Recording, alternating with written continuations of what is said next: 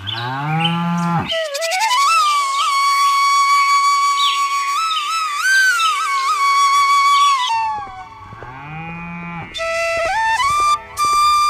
कहानी है बदलते हुए मौसम की, जहां मोहनगढ़ नाम के एक गांव में गर्मी अपनी चरम सीमा पर थी। गर्मी अपना पूरा कहर ढा रही थी। सूरज अपनी ताकत से तप रहा था और लोगों का हाल बहुत बुरा हो गया था। इसी गांव में छगन नाम का एक ईमानदार किसान अपनी पत्नी सरोज और एक छोटे से बेटे राजू के साथ एक छोटे से घर में रहते थे। छगन एक ईमानदार और मेहनती किसान था जो हमेशा अपनी मेहनत का ही खाता था। लेकिन इस बार सभी किसानों के लिए बहुत बुरा समय आ गया था, क्योंकि इस बार पानी की वजह से सभी किसानों की फसल सूख गई थी। साथ में छगन की भी फसल बर्बाद हो गई थी। अरे देखो भाग्यवान, हमारी फसलें कैसे सूख रही हैं। अगर बारिश नहीं हुई तो इस साल भी हमारी मेहनत पर पानी फिर जाएगा। पता नहीं इस बार घर का गुजारा कैसे होगा। अजी, सूखे की मार से हम तो मारे जाएंगे, और ऊपर से ये गर्मी भी पता नहीं किस जन्म का बेर निकाल रही है। इस बार गर्मी भी आग के समान लग रही है। पता नहीं ऐसे में क्या होगा।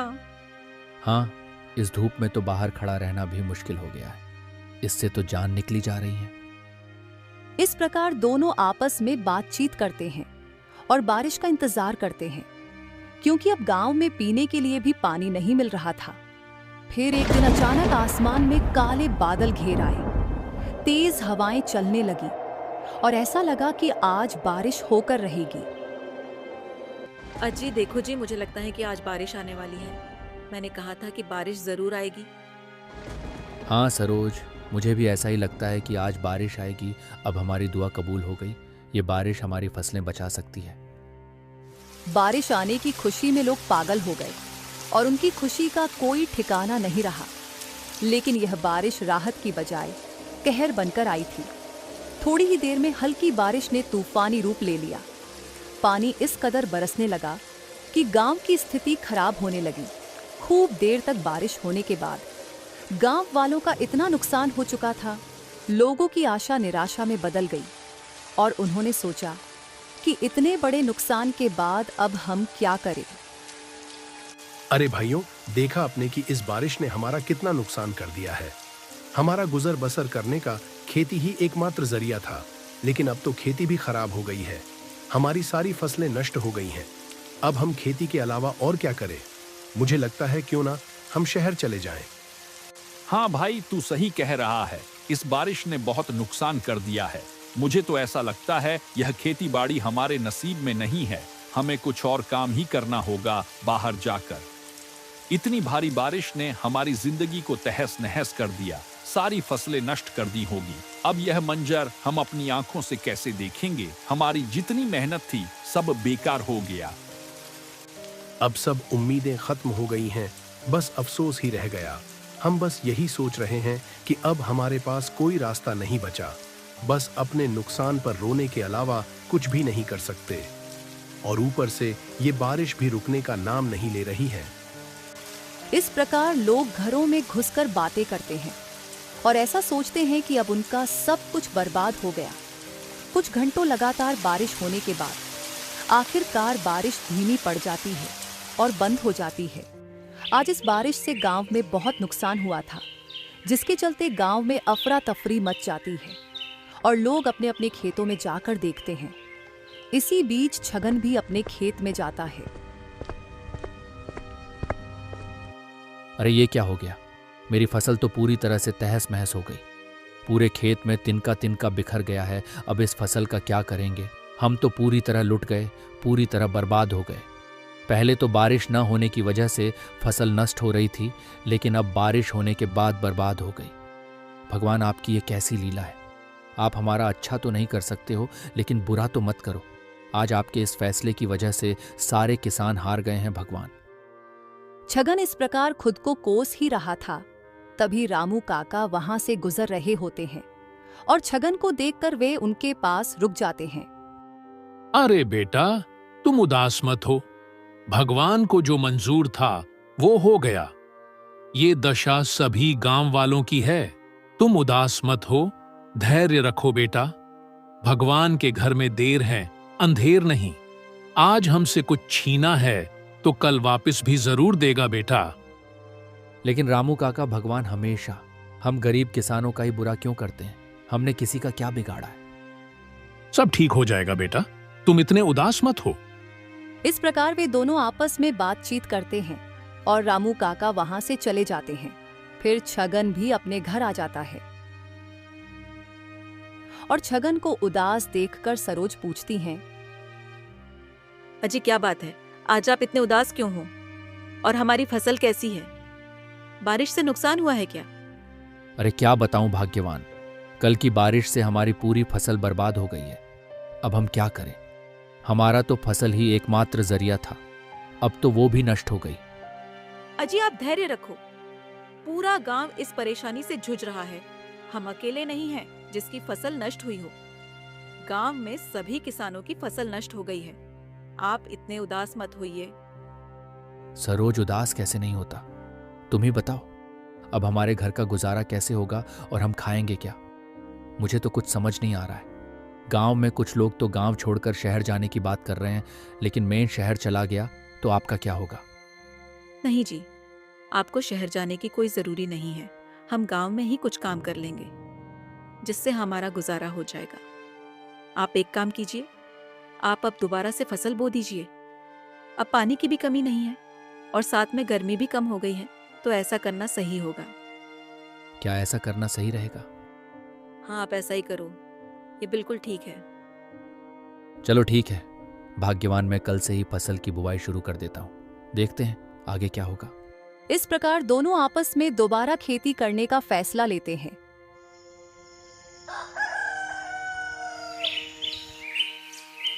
फिर अगले दिन सुबह होते ही छगन अपनी पत्नी के कहे अनुसार खेत में फसल की बुवाई शुरू कर देता है और बेलों से बुवाई करता है। पूरे दिन बुवाई के बाद खेत की पूरी जुताई कर लेता है। फिर शाम होते ही छगन अपने घर आ जाता है। इसी प्रकार कुछ दिन बीत जाने के बाद छगन और सरोज देखते हैं कि इस बार फसल तो बहुत अच्छी है और इसको लेकर वह खुश होते हैं। अजी देखिए, मैंने कहा था ना कि इस बार हमारी फसल बहुत अच्छी होगी, तो देखिए इस बार हमारी फसल बहुत अच्छी हुई है। भगवान ने हमारी सुन ली है जी। हाँ सरोज, फसल तो अच्छी है, लेकिन अब खेतों में पानी की कमी आने लगी है। अब हम पानी कहाँ से लाएं? ना तो हमारे पास कुआं है और ना ही बारिश होने को आई है। मुझे लगता है इस बार भी हमारे साथ पहले की तरह ही होगा। अजी आप शुभ शुभ बोलिए, कोई ना कोई रास्ता जरूर निकल जाएगा। अगर बारिश हो जाती तो अच्छा होता, लेकिन जब बारिश की जरूरी होती है तब बारिश नहीं आती। बोलने से क्या होगा भाग्यवान? मुझे नहीं लगता कि इस बार हम फसल को घर ले जाएंगे। ऐसा होना हमारे नसीब में नहीं है। अगर पानी नहीं मिला तो हम लुट जाएंगे। अजी आप एक काम कीजिए, आप अपने पड़ोसी रामू काका के पास जाइए और उनके पास में कुआं है तो आप उनसे मदद मांग लीजिए, शायद हमारी मदद कर दें। ठीक है भाग्यवान, मैं अभी जाता हूँ, तब तक तुम घर पर जाओ। राजू अकेला ही है। इतना कहने के बाद सरोज वहां से चली जाती हैं और छगन भी रामू काका के पास चला जाता है। रामू काका छगन को देखकर बोले, अरे बेटा छगन आओ, आज कैसे आना हुआ? क्या बताऊं रामू काका, हम पे बहुत बड़ी मुसीबत आ गई है। हमारी फसल बिना पानी के खराब हो रही है और बारिश भी नहीं हो रही है, तो मैं आपके पास एक बहुत जरूरी काम से आया हूं। हाँ तो बोल बेटा, क्या जरूरी काम हो गया है? रामू काका, हमें पानी की बहुत जरूरत है और हमारे पास पानी का कोई साधन नहीं है, और तो और हमारे यहाँ कोई कुआं भी नहीं है। इसलिए मैं आपके पास आपके कुएं का पानी लेने के लिए आया हूं। अगर आप मेरी मदद कर सकते हो तो आपका बहुत बड़ा उपकार होगा।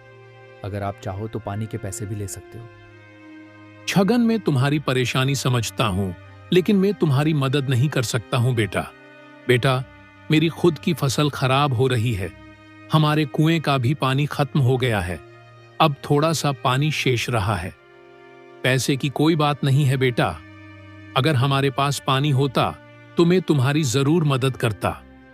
चलो ठीक है रामू काका, कोई बात नहीं, अब मैं चलता हूँ। ऐसा बोलकर छगन वहां से चल पड़ता है और सीधे अपने घर आ जाता है। क्या हुआ जी?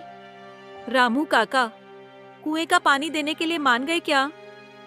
नहीं भाग्यवान, उनका कहना है कि उनके पास भी अब पानी बहुत कम बचा है और उनकी भी फसल खराब हो रही है, तो वो हमें अपने कुएं का पानी नहीं दे सकते हैं। अजी अब क्या होगा? अब तो हमारी फसल का नष्ट होना तय है। पिछले बार की तरह इस बार भी हमारी फसल नष्ट हो जाएगी। हम क्या खाएंगे और क्या करेंगे जी? अब मैं क्या बताऊं भाग्यवान, मेरे हाथों में कुछ भी नहीं है। अब ऊपर वाला जो करेगा उसे भुगतना ही पड़ेगा। अगर इस बार भी फसल खराब हो गई तो हम पूरी तरह से बर्बाद हो जाएंगे। कभी तो बारिश होती भी नहीं है और कभी इतनी होती है कि सारी फसल ही बर्बाद हो जाती है। ये भगवान भी पता नहीं किसानों का ही क्यों बेरी है। तुम हिम्मत मत हारो सरोज, मैं कुछ करता हूं। कोई ना कोई उपाय तो करना पड़ेगा। अगर आप हमारे साथ हो तो हमें किसी का डर नहीं है जी। चलो ठीक है, आप पानी की व्यवस्था कीजिए। शायद कोई और पड़ोसी मान जाए पानी देने के लिए, जिससे हमारी फसल बच जाए। फिर छगन गांव में जाता है और गांव के कुछ लोगों से पानी की व्यवस्था की बात करता है।